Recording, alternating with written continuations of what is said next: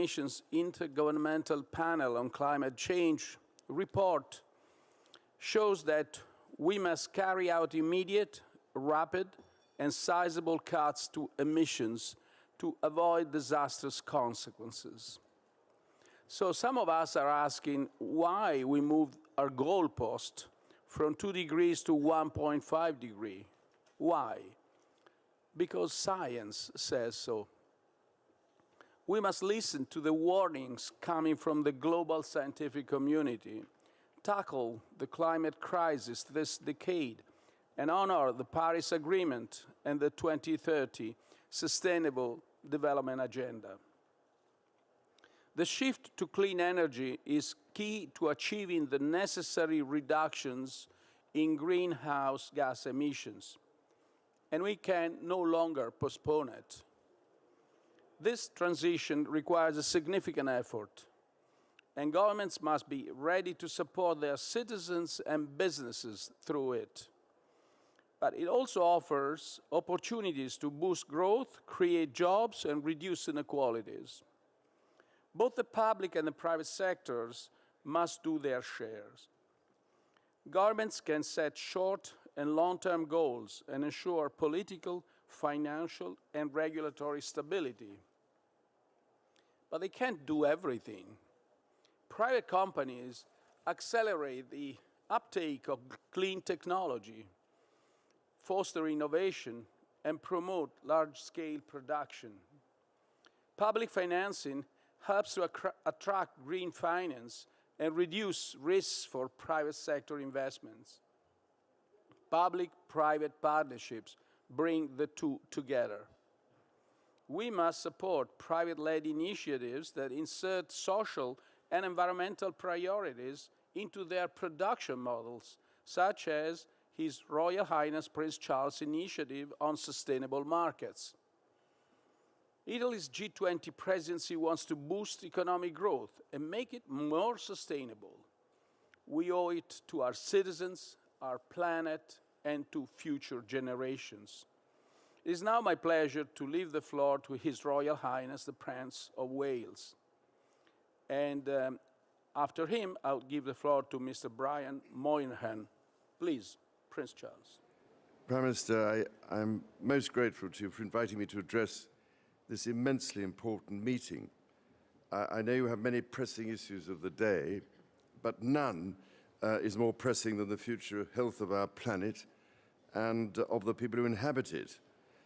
The planet's health today will dictate the health, happiness, and the economic prosperity of generations to come. Hence, our overwhelming responsibility to generations yet unborn. Now, after, I suppose, very nearly 50 years of trying to raise awareness of the growing climate and environmental crisis, I'm at last sensing a change in attitudes and the build-up of positive momentum.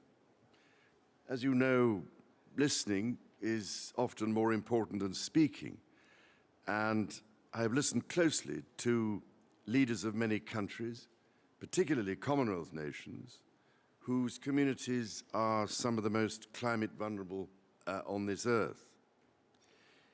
It is also impossible not to hear the despairing voices of young people who see you, ladies and gentlemen, as the stewards of the planet, holding the viability of their future in your hands.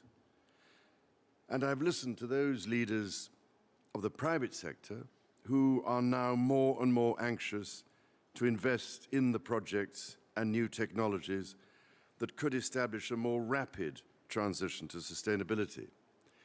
Some 300 of the world's top CEOs from every sector of the economy, including financial services, and representing well over $60 trillion of assets under management, joined my Sustainable Markets Initiative and demonstrated how acutely sensitive they are to the way both consumers, who control more than 60% of global GDP, and shareholders, who are now demanding changes in the way businesses behave, which is why they want to make a big difference with the kind of investment only they can provide.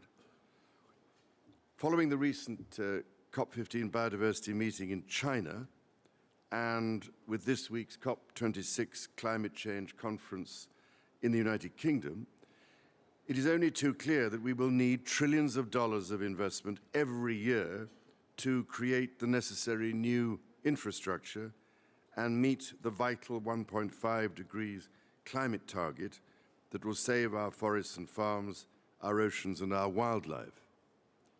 No government has those sorts of sums, which is why I've spent so much time over the past 19 months trying to form a global alliance amongst the private sector, as I have long believed it holds the ultimate key to the solutions we seek. That is why, Prime Minister, I am so grateful to you for recognizing this central truth and for bringing them in, giving them a seat at this most important table so that climate change can be tackled in partnership. It is why I also wish President Widodo every possible success when you pass the baton to him in a month's time. So after exhaustive but extremely valuable cross-industry discussions amongst business leaders about what is needed to overcome barriers and unlock trillions of dollars, they have indicated three essential points. Firstly, the need for clear market signals from governments so they can plan for the long term. And this would boost confidence in existing projects and attract the necessary institutional investment for new ones. As it stands, they tell me there are too few investable projects in the pipeline because there is too little confidence in the system. To do this, there is a need to align country, industry, and investment roadmaps. And here, multilateral development banks have a critical role to play in creating the enabling environment for investment that supports a sustainable future. Secondly, correcting misalignments across institutional, regulatory, and legal frameworks.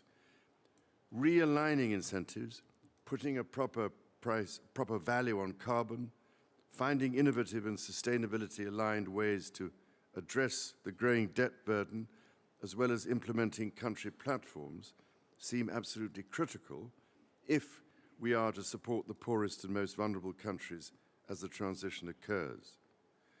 Solutions at scale seem possible only if there is a much closer partnership between government, the main multilateral banks, the private sector and its investors. Finally, beyond MDBs, the urgent need to explore how the G20 can develop a mechanism to provide sovereign risk guarantees that would help release the vast sums of money required to make this public-private partnership a reality. And that, in turn, is our only hope if we are to keep global warming to 1.5 degrees.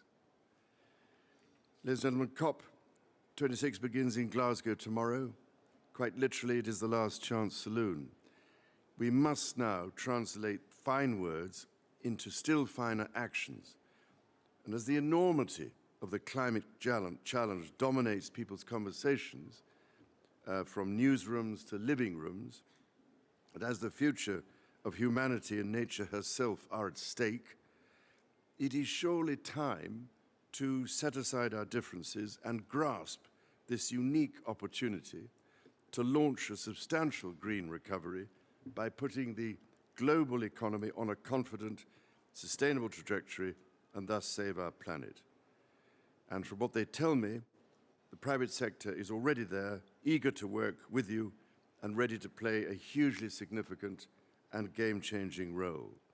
This is why I'm so grateful to have this chance to talk to you here today and to shine a light not just on how far we've come, but also on how far we still need to go. Thank you, Prime Minister. Thank you. Thank you, Royal Highness. And now I give the floor to Brian Moynihan. Brian, the floor is yours.